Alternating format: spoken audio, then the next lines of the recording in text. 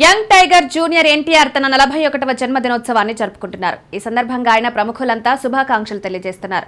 అతి చిన్న వయసులోనే నటుడైన జూనియర్ ఎన్టీఆర్ ఆది, సింహాద్రి సినిమాలతో స్టార్డమ్ అందుకున్నారు. ప్రస్తుతం ఆచితూచి సినిమాలు చేస్తున్నారు. వార్ 2, డ్రాగన్ సినిమాల తర్వాత నెల్సన్ దిలీప్ కుమార్ దర్శకత్వంలో ఓ సినిమా చేరున్నారు. RRRతో గ్లోబల్ స్టార్ అయిన తారక్ రాజమౌళితో 4 సినిమాలు చేయడం విశేషం.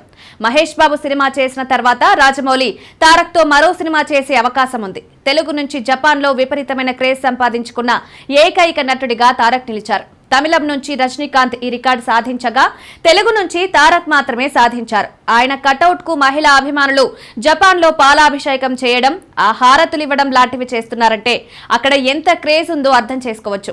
సరైన సినిమా పడితే జపాన్లోనే దుమ్ము దులపడం ఖాయమని సినీ విశ్లేషకులు అంటున్నారు. బి గోపాల్ దర్శకత్వంలో చేసిన నరసింహుడు సినిమాలో మొదటి భాగం చివరి వరకు ఆయన వాయిస్ వినపడదు. తెలుగులో ఈ తరహా ప్రయోగం ఎవరూ చేయలేదు. పూరి జగన్నాథ్ దర్శకత్వంలో జూనియర్ ఎన్టీఆర్ నటించిన టెంపర్ సినిమా సంచలన విజయం సాధించిన సంగతి తెలిసిందే. ఈ సినిమాలో తారక్ నటనకు, డైలాగ్ డెలివరీకి అందరూ ఫిదా అయ్యారు. ఈ సినిమా టీవీలో ప్రసారమైనప్పుడు 29.8 టీఆర్పీ రేటింగ్ సాధించి సంచలన రికార్డు నెలకొల్పింది.